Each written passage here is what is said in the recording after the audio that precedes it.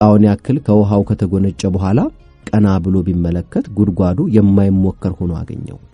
ከጉድጓዱ የሚወጡበትን መንገድ ለጥቂት ጊዜ ከተመካከሩ በኋላ ቀበሮ እኔ ጥሩ ዘዴ አግኝቻለሁ፣ አንተ የፊት እግሮችን ጉድጓዱ ግድግዳ ላይ አስደግፈ ቀንድህን ወደ ላይ ቀጥ አድርገህ ቁም፣ እኔም እንደምንም ብዬ በአንተ ላይ ተቆናጥጬ እወጣለሁ፣ ከወጣው በኋላም አንተን ወደ ላይ ስብሃለሁ አለው። ፍየሉም እንደተነገረው አደረገ። ቀበሮ በፍየሉ መሰላልነት ከጉድጓዱ ሊወጣ ቻለ። ፍየሉ ጉድጓዱ ውስጥ መቅረቱን እንደተረዳ ቀበሮን በቃል ኪዳን አፍራሽነት ይወቅሰው ጀመር። ቀበሮም መልሶ አይጅሎ ጭንቅላት ውስጥ ካለው አንጎል ይልቅ አገጭ ላይ የበቀለው ሪዝ ይበልጣል፣ መውጫህን ሳታሰናዳ ማን ጉድጓዱ ውስጥ ግባ አለ አለውና መንገዱን ቀጠለ። አንድ ቀን ቢስቱ ዓመት ይጸጸቱ።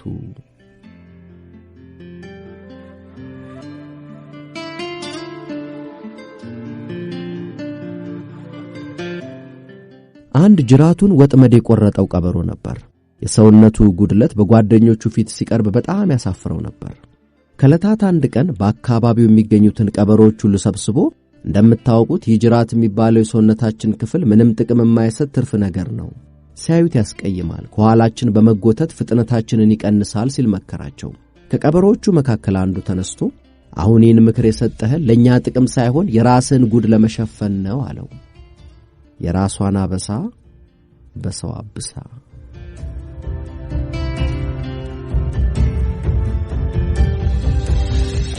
አንድ ቀበሮ ከአንድ የቲያትር ተጫዋች ቤት ገብቶ ዕቃ ሲበረብር አንድ በሰው መልክ የተሰራ የሚያምር ማስክ አገኘ። ማስኩንም እያገላበጠ በመመልከት አንጎል የለበትም እንጂ ውብ የራስ ቅል ነበር አለ። ሙያ የለ መልክ ብቻ፣ አመል የለ ነገር ብቻ። አንድ ቁራ ስጋ በአፉ ይዞ ዛፍ ላይ ሲያርፍ ቀበሮ አየው። ቀበሮም ስጋውን ለማግኘት በማሰብ ቁራውን ከልክ ያለፈ ያሞጋግሰው ጀመር። አንተን የመሰለው ባሞራ የአዋፍት ሁሉ ንጉስ መሆን አለበት፣ የድምጽህን ነገር እንጂ መልክ እንኳ ለንጉስነት የተገባ ነው አለው። ቁራው ድምጹ ከመልኩ የሚመጣጠን መሆኑን ለማረጋገጥ ኳክ ኳክ ሲል ስጋው ካፉ ወደቀ። ቀበሮም ስጋውን ከሰማይ ቀልቦ ዋጥ ካደረገ በኋላ በዚህ ሁሉ ችሎታ ላይ ማስተዋል ቢጨመርበት አንተን የመሰለ ንጉስ እግር እስኪነቃ ቢኬድም አይገኝ ብሎት ሄደ።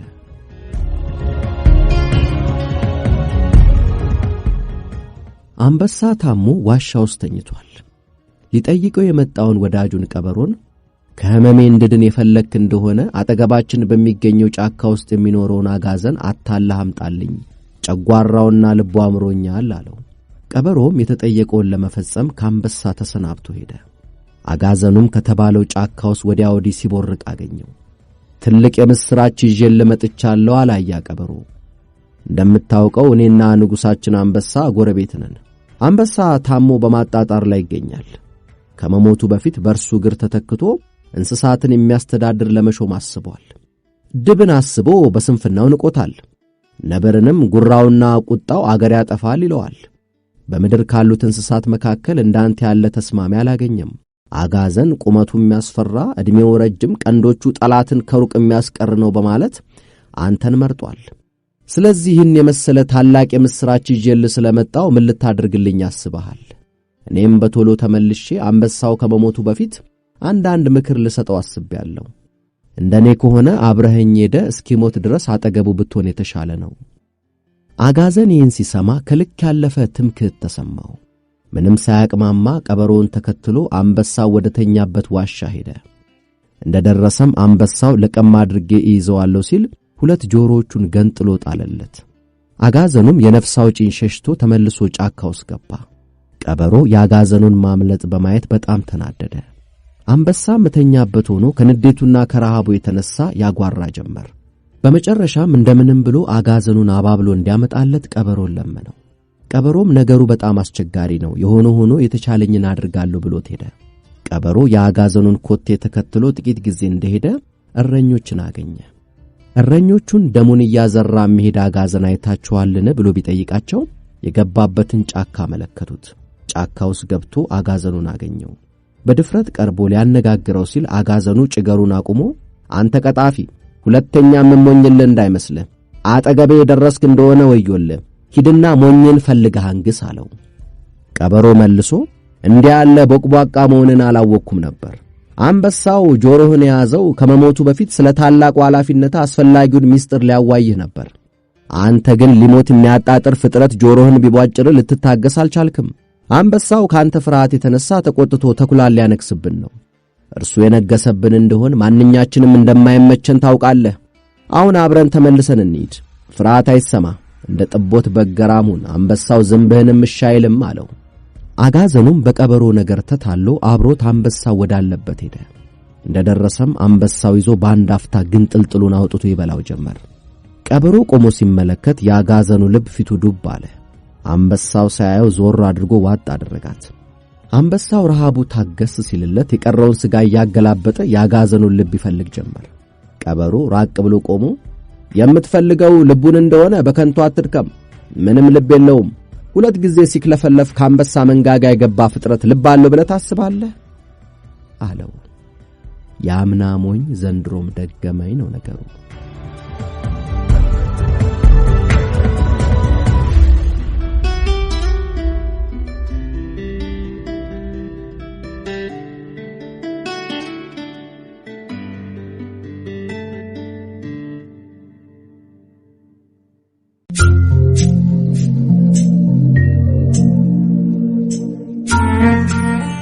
የጀነራሉ ቤት ከገነነ መኩሪያ።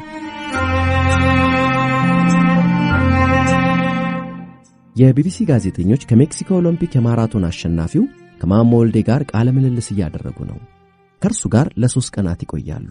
የኢትዮጵያ አትሌቶች በአበበ ቢቂላ ጀማሪነት 3 ጊዜ በተከታታይ የወርቅ ሜዳሊያ በማግኘታቸው ዓለም ስለተገረመና በሀገራቸው ጥሩ እንክብካቤ ይደረግላቸዋል ተብሎ ስለተወራ የአትሌቶች አያያዝ እንዴት ነው የሚል ዘገባ ለመስራት ፈልገው ነው የመጡት። ጋዜጠኞቹ የኢትዮጵያን ምድር የረገጡት ማሞ ከሜክሲኮ ሜዳሊያውን ይዞ በተመለሰ በ15ኛው ቀን ነበር። አሁን በአትሌቱ ሕይወት ዙሪያ ዶክመንተሪ ፊልም እየሰሩ ነው። ጋዜጠኞቹ ትላንትና በልምምድ ሜዳ ላይ ነው የቀረጹት። ዛሬ ደግሞ በመኖሪያ ቤቱ እየቀረጹት ነው። ቤቱ በጣም ምርጥ ነው። ከኢትዮጵያ ሕዝብ ኑሮ አኳያ ጋዜጠኞቹ የማሞን ቪላ ቤት አይተው ከውጤቱ አንጻር ይገባዋል ብለው ደምድመዋል። ግቢው ሰፊ ነው። ቤቱም የተለያዩ ክፍሎች አሉት። ጋዜጠኞቹ ማሞ ቤቱን እያዞረ እንዲያሳያቸው ፈለጉና ጉብኝቱ ተጀመረ። ስለ እያንዳንዱ ክፍል እየጠየቁት ነው። አስገራሚው ነገር ማሞም እንደ ጋዜጠኞቹ ቤቱን አለማወቁ ነው። አስጎብኝና ጎብኚ በቤቱ ሁኔታ ግራ ተጋብተዋል። ጋዜጠኞቹ የማሞን ታሪክ በፊልም ቀርጸው በቴሌቪዥን ሊያስተላልፉ ቢፈቀድላቸውም መንግስትን ያሰጋው ግን አንድ ጉዳይ አለ። ማሞ የሚኖርባት ቤት ደሳሳ ነች። እዚህ ቤት ውስጥ ፊልም ከተቀረጸና ለዓለም ከተላለፈ የኢትዮጵያን ገጽታ ያበላሻል ተብሎ ስለታሰበ የአንድ ጀነራል ቤት ተሰጠው። ትዕዛዙ የመጣው ከላይ በመሆኑ ሰውየው ቤቱን ለማሞ በፍጥነት አስረከበ። ነገሮች በጥርፊያ ስለተደረጉ ጀነራሉ ዕቃቸውን ከቤት አላወጡም። አንድ ቀን ከሰዓት በኋላ ማሞ ከእንግዶች ጋር ሆኖ ደሳሳ ቤት ውስጥ እየተጫወተ ሳለ ሰዎች እንደሚፈልጉት ተነገረው። ከአንደኛው በስተቀር ሌሎቹን አያውቃቸውም። ሰውየው ትልቅ ባለስልጣን ናቸው። ሰላም ነህ ማሞ አሉት። ደህና ነኝ፣ ቤት ይግቡ አላቸው። ሰዎቹ ወደ ግቢው ዘለቁ። እኚህ ባለስልጣን ወደ ውስጥ ከገቡ በኋላ ማሞ እንዴት እንደሚያስተናግዳቸው ግራ ገብቶታል። ሶፋ ቢኖር እዚያ ላይ ያስቀምጣቸዋል። ቤቱ ውስጥ ደህና ወንበር እንኳን አልነበረውም። የግቢውን አጥር እንኳን ያጠሩለት የክቡር ዘበኛ ወታደሮች ናቸው። አቀባበል ካደረጉለት በኋላ ቤቱን ቀለም ቀቡለት፣ አጥሩንም ማስተካከሉለት። ማሞ አሁን ግቢ ውስጥ የዘለቁትን ሰዎች ምን እንደሚያደርጋቸው ግራ ገባው። ለእነርሱ የሚመጥን የተዘጋጀ ነገር የለም፣ ግን ዝም ማለት የለበትም። በድጋሚ ወደ ቤት ግቡ አላቸው። አንገባም አሉ። ቡና ይፈላል፣ ምሳም ትበላላችሁ አላቸው። ችግር የለም እዚሁ እናናግር። እሺ። በንጉሱ ትዕዛዝ የተሻለ ቤት እንዲሰጥ ተወስኗል። ለኔ? አዎ ላንተ። በጣም ደስ ይለኛል። አሁን ከኛ ጋር ትሄዳለህ? የት? ቤቱን ልታይ። ማሞ እውነት አልመሰለውም። ይዋሻሉ እንዳይል ባለስልጣን ናቸው። ከሰዎቹ ጋር ወደ ቦታው ሄደ። ቤቱን ሲያየው በፍጹም አላመነም። ይሄ ለኔ ብሎ በመገረምና ባለማመን ጠየቃቸው። እነርሱም የቤቱን ቁልፍ እየሰጡት እዚህ ቤት አንድ ጀነራል ይኖር ነበር፣ ለጊዜው ሌላ ቦታ እስኪሰጠው ላመጣኸው ውጤት ቤቱ ላንተ በሽልማት መልክ ተሰጥቷል፣ ውስጥ ያለውንም ዕቃ ተጠቀምበት አሉት። ወዲያውኑ ቤቱ በአስቸኳይ ቀለም እንዲቀባ ተደረገና ማሞ ገባ። እርሱ እንደገባ በነጋታው የቢቢሲ ጋዜጠኞች መጡ። ጉብኝቱ ቀጥሏል። ማሞ ይሄ ነገር ይመጣል ብሎ ስላልጠበቀ አልተዘጋጀም። ሳሎን የጀነራሉ ፎቶ ተሰቅሏል። ጋዜጠኞች ይሄ ፎቶ የማን ነው አሉት። አርበኛ ናቸው። በሕይወት አሉ? በጦርነት ላይ ሞተዋል።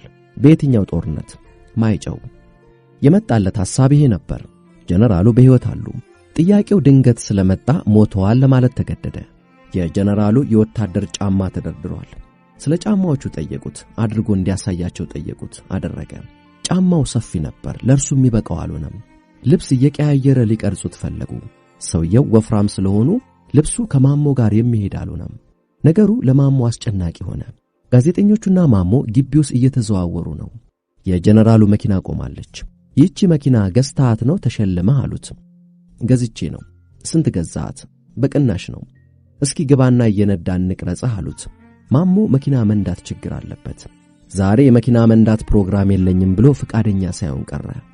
የጀነራሉ ወንድም ራቅ ወዳለ ክፍለ ሀገር ሲሄድ መኪናውን እዚህ ግቢ ነው የሚያቆማት። አሁን ከጉዳዩ ስለተመለሰ ግቢ ውስጥ ያቆማትን የራሱን መኪና ሊያወጣ መጣ። በሩን አንኳኳ። ማሞን ለማስተናገድ ከተመደቡት ሰዎች አንዱ በሩን ከፈተ። ሰውየው ወደ ውስጥ ሲገባ ማንን ፈልገህ ነው አሉት። መኪና ልወስድ ነው። የምን መኪና? መኪናዬን ነው። የትኛው? ይሄኛው። ይሄማ የማሞ መኪና ነው። እንዴት ሆኖ? ንጉሡን የሰጡት የኔን? አዎ። እኔ ሳልጠየቅ? ሰውየው በነገሩ ግራ ተጋባ። ለማን አቤት ይባላል ብሎ ግራ ተጋባ። በሁለተኛው ቀን የጀነራሉ ሚስት ቃል ልትወስድ መጣች። ካስተናጋጁ አንዱ ተደብቆ በሬዲዮ ላለቃው ነገረው። ከግቢው ውጪ ለዚህ የተዘጋጁ ሰዎች ስላሉ ሴትዮዋን በአክስትነት አዘጋጇትና ለጋዜጠኞቹ ተነገራቸው። ጥሩ አጋጣሚ በመሆኑ ጋዜጠኞቹ ስለማሞ አስተዳደግ አክስት ተብየዋን ጠየቁ። ወተት እየጠጣ እንዳደገ ሩጫ ጎበዝ እንደሆነ አስረዳች። የተነገራትም እንደዚህ እንድትል ነበር። ወዲያውኑ ከግቢ አስወጧት። ከ3 ቀን በፊትም ድንገት መተው ነው ሴትዮዋን ከነባለቤቷ በአስቸኳይ ልቀቁ የተባሉት። አሁን ደግሞ የማታውቀውን ምስክርነት ሰጥታ ቶሎ ከግቢ ሸኟት። ሴትዮዋ እዚህ ግቢ ምን እየተደረገ ነው ብላ አሰበች። ማሞንም ልታናግረው ፈለገች፣ ግን አልተሳካላትም። በሦስተኛው ቀን ጋዜጠኞቹ ተጨማሪ ቀረጻ ያደርጋሉ። ስለ ማሞ የሚያውቁ አንዳንድ ሰዎችን ያነጋግራሉ። ከምሳ በኋላ ነው የሚሄዱት። በጠዋት አትክልት ሲያጠጣ ግቢ ውስጥ ያሉትን ውሻና ከብት ሲንከባከብ ተቀረጸ። ጀነራሉ 2 ፈረሶች ግቢ ውስጥ ነበራቸው። አንዱ ያልተገራ ነው። ማሞን ፈረሱ ላይ ሆኖ ሊቀርጹት ፈለጉ። ሌጣውን ፈረሱ ላይ ፈንጠር ብሎ ጀርባው ላይ ወጣ። ነገር ግን ፊልሙ ሲቀረጽ ማሞ ፈረሱ ላይ አልነበረም። ፈረሱ ያልተገራና አስቸጋሪ በመሆኑ እዚህና እዚያ ተንፈራግጦ ማሞን አንስቶ አፈረጠው። ባለቤቱ ፈረሱን ገና ያልገራው መሆኑን ማሞ አላወቀም ነበር።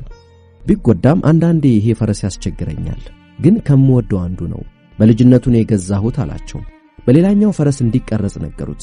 ከዚያ ይልቅ የሚበላ ነገር እየሰጣቸው ተቀረጸ። ያኛውን ግን ብዙም አልተጠጋውም። የምሳ ሰዓት ደረሰና እየተበላ ቀረጻ ተካሄደ። የፈረንጅና ያበሻ ምግቦች በቡፌ መልክ ቀረበ። ለዚሁ ሲባል የማሞን መስተንግዶ የሚመሩት ሰዎች አቅርበውለታል። ወጥ ቤቶቹም ከትላልቅ ሆቴሎች የመጡ ናቸው። ማሞ ፈረንጆቹን ለማስተናገድ ምንም አቅም የለውም። ላድርግ ቢል እንኳ ይሄን ሁሉ ወጪ እንዴት ይችላል? ማን እንደሸፈነ ባይነግሩትም ከበላይ አካል ነው ስለተባለ ነገሩን በጸጋና በደስታ ተቀብሎታል። ምሳ እየተበላ ሰሞኑን የተቀረጸው የማሞ ፊልም እየታየ ነበር። በእንግሊዝ ሀገር ስለ እርሱ ጋዜጣ ላይ የወጣውን ፎቶግራፉ የተመለከተ። ፎቶዎቹ እነርሱ አንስተው የላኩት ነበር።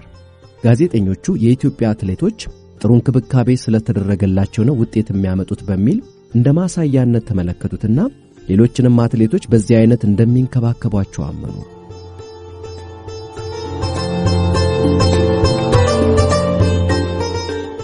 የከሰዓቱ ቀረጻ ወደ ተለያየ ቦታ ሄደው ማሞ ከህብረተሰቡ ጋር ያለውን ግንኙነት ለመቅረጽ ቀጠሮ ይዘዋል።